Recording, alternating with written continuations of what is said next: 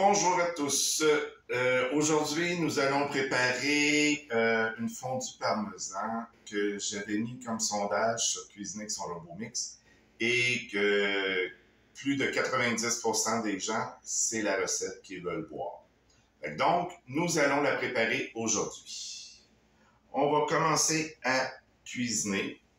On va enlever le couvercle et son gobelet doseur. Et on va commencer par mettre 100 g de parmesan dans le bol. On va mixer 10 secondes à la vitesse 8. Et voilà, c'est parti. Voilà ce qui est fait. Et là, ce qu'on va faire, on va réserver le parmesan. On va le mettre dans un bol.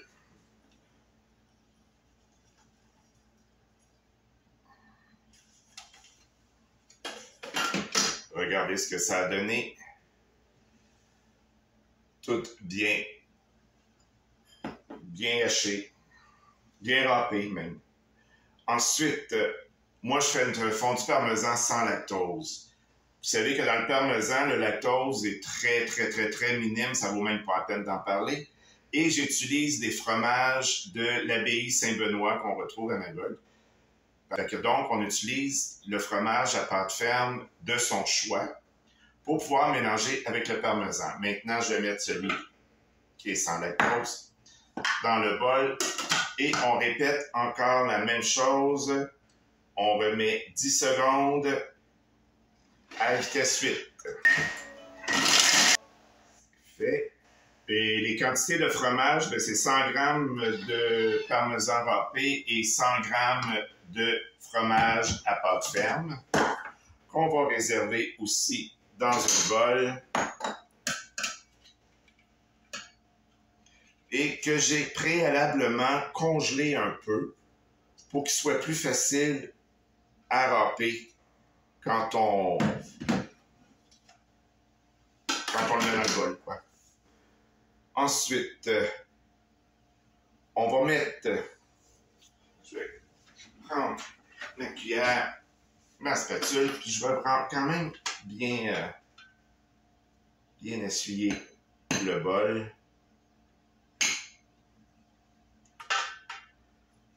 On va enlever les morceaux, voilà. De toute façon, même s'il en reste un peu dans le bol, c'est pas bien grave.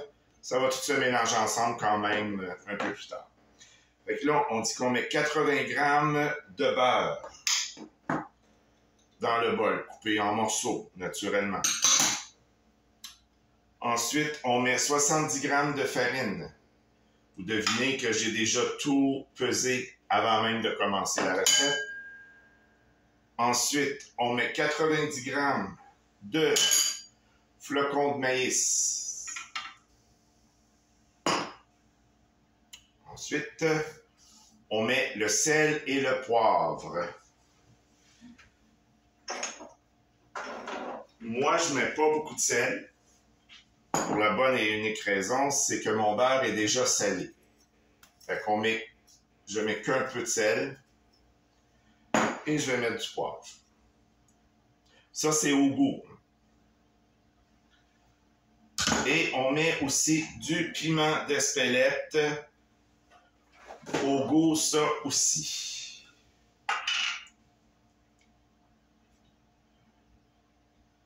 Malgré que moi, je suis sorti hoche, je mettrais une demi-cuillerée à thé, parce que c'est quand même assez puissant, le piment d'Espelette. Une demi-cuillerée à thé, ça devrait suffire. Ensuite, on met 500 g de lait.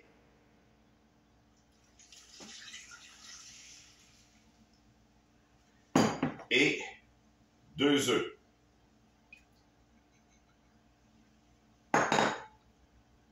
Voilà.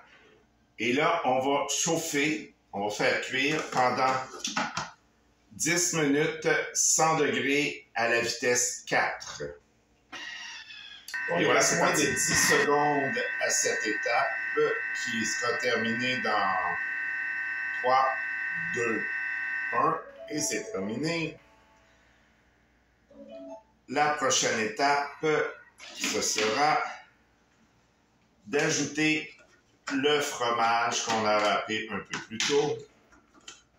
Et vous savez qu'aussitôt que vous avez une température de 100 degrés et plus avec votre Thermomix, quand vous faites cuire quelque chose, il faut absolument mettre soit le panier de cuisson ou le couvercle anti-éclaboussure par-dessus le couvercle. Fait qu'on ajoute les fromages, le parmesan et le fromage sans lactose.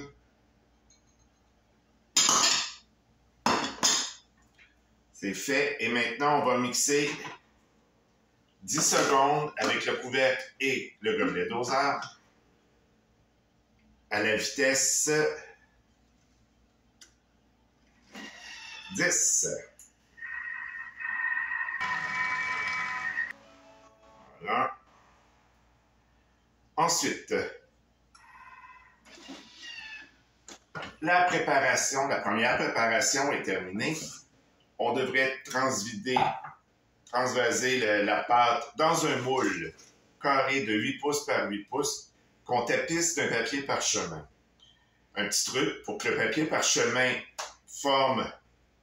appuie vraiment la forme de votre moule. Vous avez juste à le mouiller et vous le tordez au maximum pour enlever l'eau de dedans. Il va être beaucoup plus maniable et vous allez pouvoir lui donner la forme que votre moule a. Maintenant, je vais transvaser.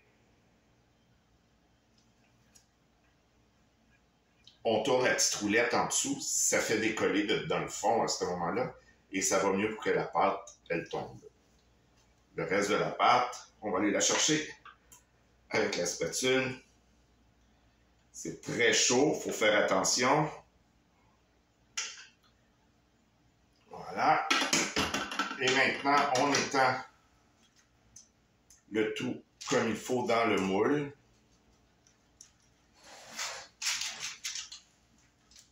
Pour lui donner une forme carrée.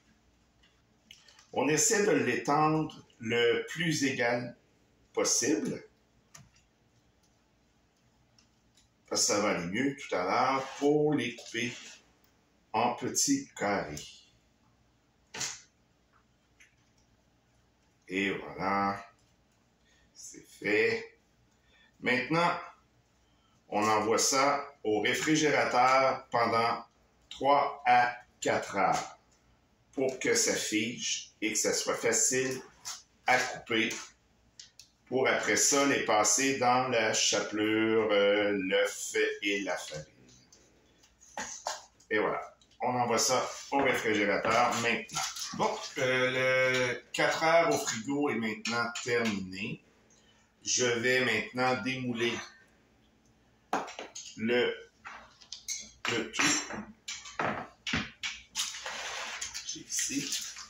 Tout ce qu'on a à faire, c'est de le sortir dans le petit moule.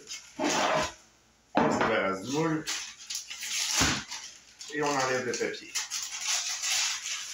On se débarrasse du papier aussi. Moi, j'ai un petit emporte-pièce qui est à peu près 1,5 par 1 pour faire de beaux petits carrés de fondu parmesan directement dans la pâte.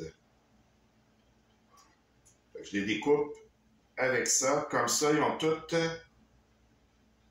la même grosseur. Là, on arrive à la fin de former les petits cubes. Comme vous pouvez voir, il y a un petit surplus qui s'accumule, mais ça, c'est pas très grave. Parce qu'on va pouvoir en faire avec.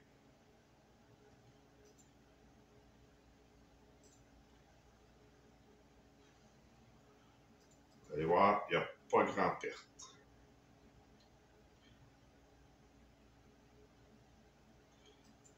Voilà, j'ai fini avec le gros. On prend ce qu'il y avait de trop qui n'a pas été dans et on les façonne.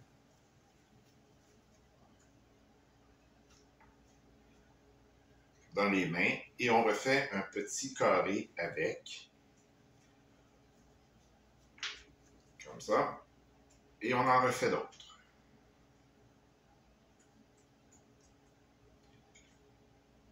va être un peu plus petit, un peu moins épais que les autres, mais ça va être quand même bien. Le restant, on en fait un gros pour les gourmands comme moi. On fait un gros cube de fondu parmesan. Comme ça. Fait qu'il n'y a aucune perte. Il n'y a rien qui se perd. Voilà. Maintenant, il faut passer les cubes dans farine, chapelure et œuf. Farine, œuf et chapelure. Je vais passer un peu le Thermomix pour l'instant. Voilà. Je vais m'installer comme ça ici. On va emmener la farine, les œufs battus et la chapelure. On se prépare une plaque avec un papier parchemin pour pouvoir les envoyer au four. Et on démarre notre four à 350 degrés. Voilà, le four il est parti. Fait qu'on commence à faire notre fondu par la farine.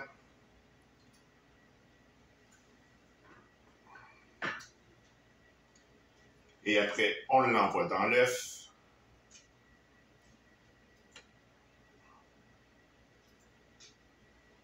Après, dans la chapelure.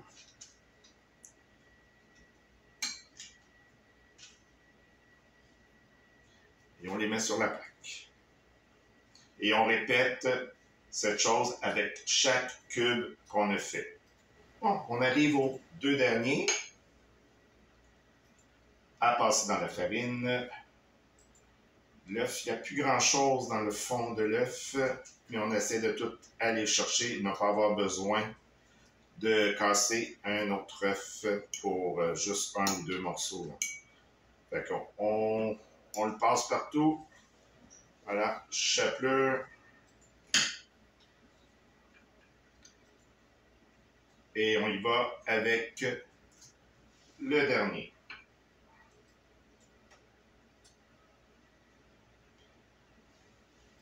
On le passe.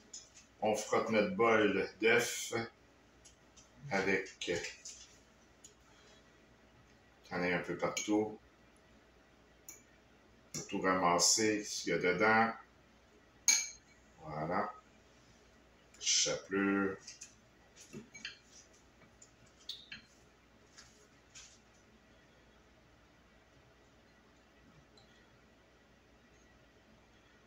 Et maintenant, un coup vous avez fini cette étape, vous enfournez le tout pour 20 minutes à 350 degrés. Idéalement, un four à convection pour être sûr que la chaleur se répand uniformément. Mais si vous n'avez pas de four à convection, bien, vous y allez avec votre four normal. Fait qu'on met ça au four pour 20 minutes. La cuisson est terminée. On va sortir ça du four.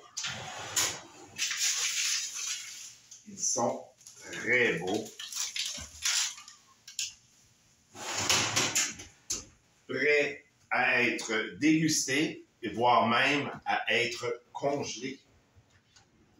Ça se congèle très bien et quand on les réchauffe, on les met à 350 au four, une quinzaine de minutes à peu près. Donc, moi, je vais prendre les plus laids parce que je suis gourmand. Et je vais en manger immédiatement. On les sert sur de la salade, comme ceci, avec des tomates et concombres si vous voulez aussi. Ça se sert très bien comme ça et en entrée. Sur ce, je vous souhaite un bon appétit et à la prochaine.